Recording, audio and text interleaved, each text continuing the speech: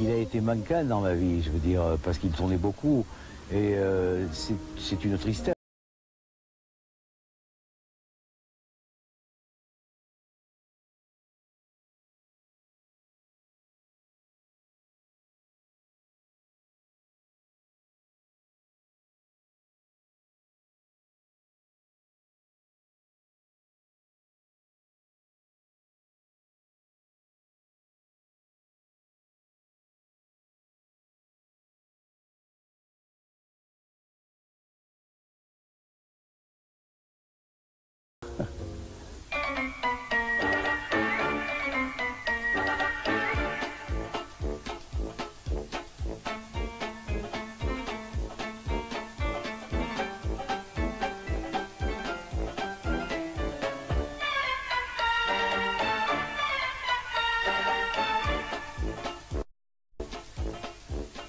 Un jour, j'étais à l'école et il est venu, mon père est venu à la distribution des prix. Mais personne ne savait que Franck Gérard Contanet, c'était le fils de Fernandel. Il a fallu que mon père vienne à la kermesse pour que tout d'un coup, j'étais en 6e à l'époque, mes petits copains s'aperçoivent que mon père, c'était Fernandel. Alors ils m'ont dit, il y en a un qui m'a dit, le lendemain, il m'a dit, mais alors ton père, c'est Fernandel? J'ai dit oui.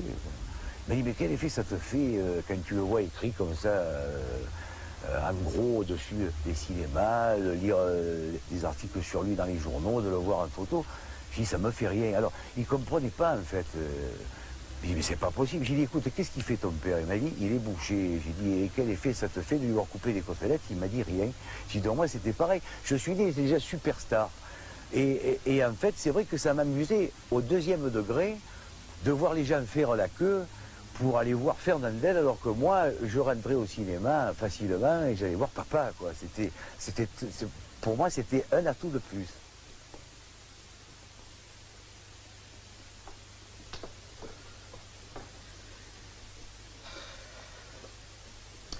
Ça y est. Ça y est quoi? Ça commence. Eh ben pourquoi fais-tu cette tête-là? Je ne vois plus que j'aille par là. Oh, elle a rudement raison. Faut pas voir ces choses-là. Dis-moi, toi, tu as déjà assisté à une naissance? Ah oui, la mienne. Et moi, j'étais un peu jeune pour m'en souvenir. Ah oui, j'aurais jamais cru que ce soit si émouvant. Figure-toi qu'elle voulait que j'aille coucher à l'hôtel.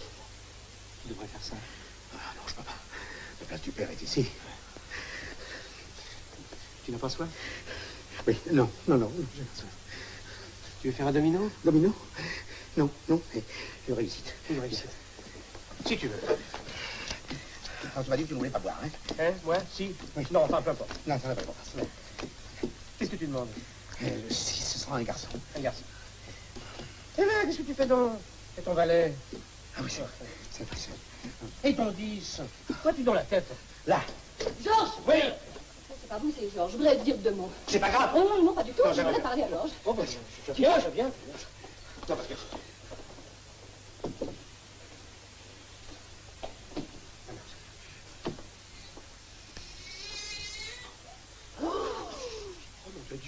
Mon père avait un don, comme tous les comiques d'ailleurs, il nous transformait une phrase de tous les jours, bonjour, comment allez-vous? C'était rigolo, parce que il était drôle à l'écran, mais il était drôle dans la vie. Les colères qu'il prenait à l'écran, il les prenait dans la vie, les rires qu'il avait à l'écran, il les avait dans la vie. C'était comme les Rémus, les Gabin, c'était des comédiens d'instinct.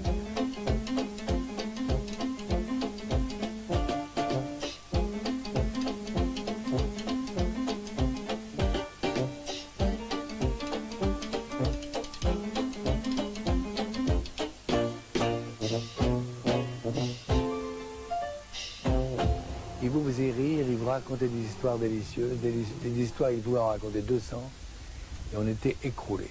Et tout à l'heure, ça me faisait rire d'entendre Franck Fernandel parlant de sa mère qui disait ici tu fais pas du cinéma, sois naturel, et bien au naturel, il avait tout pour gagner. Et Arletty m'a dit un jour qu'elle a tourné beaucoup avec Fernandel, elle dit avec la gueule qu'il avait, il partait gagnant.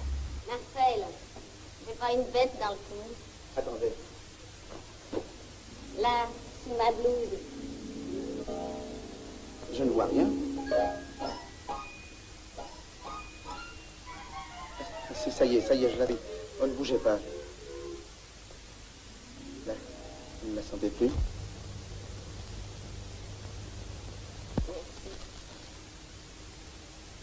Vous ne portez pas de soutien-gorge.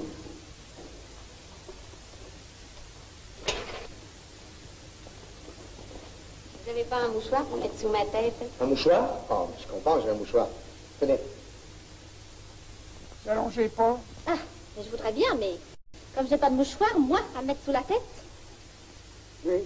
Oh, mais je ne veux pas vous en priver. Allez-y, je m'en sers pas. Oh, ben vous êtes bien gentil, merci beaucoup. Il m'en faudra me le rendre, hein. J'y tiens parce que c'est un cadeau. Oh, mais soyez tranquille, je vous le rendrai. Et le vôtre, Marcel, c'est aussi un cadeau. Moi, je l'ai acheté. Alors je peux le garder. Si vous voulez. Merci. Il n'y a pas de quoi. Alors, quand déjeune-t-on? Elle pense qu'à croûter, celle-là. Montrez-vous, Biscotto. Pas trop moche. Et moi, tenez. Et ici, tentez-moi ça. Ça se pose un peu là, non? Et le vide, c'est pareil. Tentez. C'est pas du pâté de foie. C'est de la bonne qualité. Supérieur. Monsieur Jo! Monsieur Jo! Qu'est-ce que vous lui voulez? Je voudrais qu'il donne mes biceps à moi aussi. Eh, Jo, t'entends ça? T'as une touche avec mademoiselle. Monsieur Jo! Attends, les roupistes, feignasse. Eh, Jo! 22, v'là les bourres! C'est malin. C'était là bien pépère en train d'en écraser. T'as pas honte d'en écraser quand t'as à côté de toi une gentille demoiselle qui attend que tu lui fasses du gringue?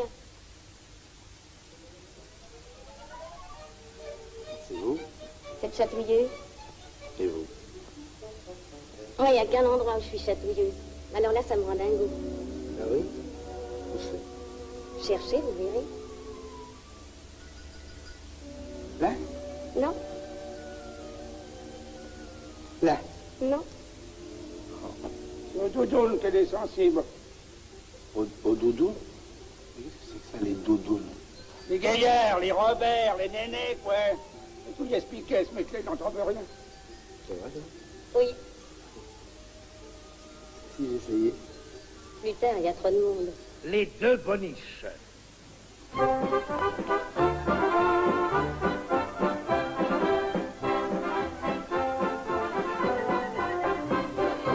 J'ai vraiment de la chance, j'ai fait connaissance de deux petites bonnes à la voix. La blonde est gentille, la brune est belle fille, et je suis bête pour faire mon choix. Quand je vois la blonde, je me dis comme ça, oh j'aime bien celle-là. Quand je vois la brune, je dis sapristi, non, j'aime mieux celle-ci. Ah, l'amour c'est bien intéressant, mais c'est quand même embarrassant. Quand dans le magasin, le matin, elle frotte les carreaux, les bocaux, oh, je la trouve joliment bien, la bonne du pharmacien. Quand elle porte son seau tout plein d'eau, qu'elle flanque sur le parquet en paquet, elle est tout de même un peu là, la bonne du bureau de tabac.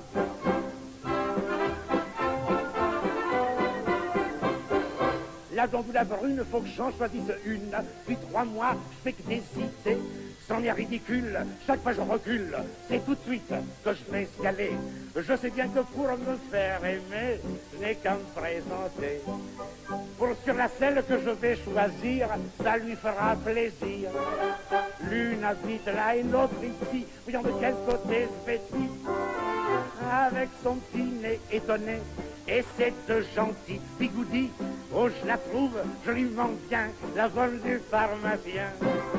Mais avec son beau caraco et les ornements qu'il y a dedans, je sais pas si je préférerais pas.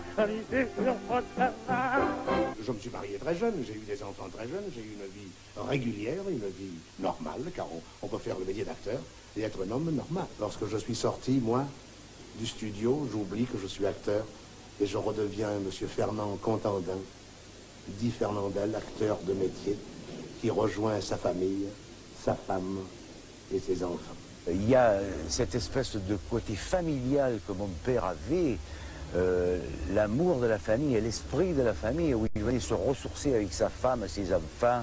Il écrivait tous les jours ou tous les 2 jours. Et il se tenait au courant par les réponses des lettres, par téléphone, de tout ce que faisait la famille, de moi à l'école, de mes sœurs par rapport à ce qu'elles faisaient, avec qui elles sortaient, si elles rentraient tard, si ma mère allait bien, si tout le monde était en bonne santé. Pardon, vous pourriez pas m'indiquer la sortie, s'il vous plaît? Qu'est-ce que c'est? Qu'est-ce que tu fais là? Passer au large, hein? Quoi? Passer au large, quand vous dites. Qu'est-ce que tu fais là, je te demande? Vous le voyez bien, je monte la garde. On ne monte pas la garde dans l'accord du quartier. C'est le tort qu'on a. Et avec quoi montes-tu la garde? Avec rien, avec mon falot. On ne monte pas la garde avec un falot. On devrait. D'ailleurs, ça, c'est pour m'habituer. Plus tard, on me donnera un fusil. Ah bon? Je vois ce que c'est. Vous voyez ce que c'est? La veine, des doigts. Oui, monsieur. Ne m'appelle pas monsieur. Appelle-moi commandant. Bien, commandant. Mon commandant. Votre commandant. Quel gourde. Qui t'a mis en faction? C'est un monsieur qui est passé là par hasard, qui m'a dit comme ça. Ah, monsieur. Ah, monsieur, oui. Ne plante pas tout le temps ton falot dans la figure. Oui, votre commandant. C'est lourd, ces soupières. Mais tu ressembles à quelqu'un que je connais. Ça m'étonnerait. Paraît que je suis unique. Que je suis bête. L'autre avait les cheveux longs et ne bégayait pas. Ah, vous voyez, tandis que moi, je bégayais. Eh bien, une conversation entre ma femme et toi serait intéressante. Je peux aller rejoindre le mec. C'est bon. Ouais. Merci, votre commandant. Il tourne des moyennes de 3 à 4 films par an. Donc il a été présent pendant les vacances d'été et ici au Mille Roses quand il ne tournait pas entre 2 films et pour les fêtes de Noël et du jour de l'an. C'était marqué sur son contrat. Ici, nous sommes à la villa Les Mille Roses que mon père a achetée en 1934. C'est la première propriété, la grande propriété qu'il a achetée pour lui d'abord et pour sa famille. C'était un peu une forme de consécration, c'est-à-dire que ça prouvait qu'il était déjà vedette et qu'il avait assez d'argent pour payer ça à sa famille. Il venait ici et il se promenait tous les matins dans le parc et il disait et dire que tout ça c'était à moi. Il était très fier des Mille Roses. On appelait les 1000 roses parce qu'en fait c'est vrai, il devait bien y en avoir 1000 au moins.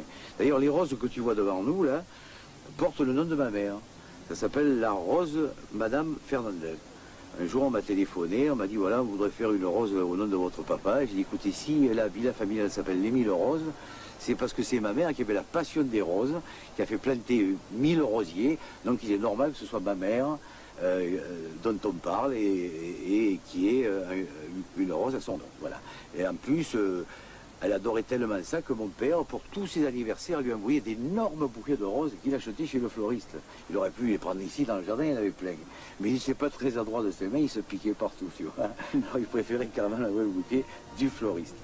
Les yeux sont comme 2 étoiles qui prendraient le jour pour la nuit. Au ciel si bleu de notre amour sans voile, si je puis m'exprimer ainsi, telle une pêche provençale, ta bouche à la saveur d'un fruit. Mon amour, y a que ton nez qui la fout mal. Si je puis m'exprimer ainsi, ta voix comme une harpe chante, et j'aime son doux vibrato. Ta voix troublante et caressante, aux adagios amoroso. Je pourrais l'écouter des heures, cette voix si douce à mon cœur. Dommage que je dise toujours les conneries. Si je puis m'exprimer ainsi. Voilà la bonne. Toi? On n'est jamais mieux servi que par soi-même. Mais bouche à miel. Eh bien, bouche à miel, il ne me connaît pas. Tu lui diras que je suis partie à la gare Beson pour soigner maman. La Garenne Beson pour son maman. Et s'il se doutait? Oui, il se doutera de rien. Non. Oh. Bonjour, mon vieux. Comment vas-tu? T'as vu? Ta petite bonne me tenait compagnie? Oui, j'ai vu, oui. Et si ces messieurs veulent bien se mettre à table, les hors-d'œuvre sont servis. Moi, je vais m'occuper du macaroni. Ah oui, nous t'avons fait un plat de macaroni épatant. Ma femme le réussit merveilleusement bien. Sa femme de chambre qui est aussi cuisinière. Voilà. Vous savez tout faire, Zénobie. Zénobie? Ah, Zénobie, oui, parce que j'ai dit mon nom à monsieur. Ah oui. Tu viens, on va se mettre à table.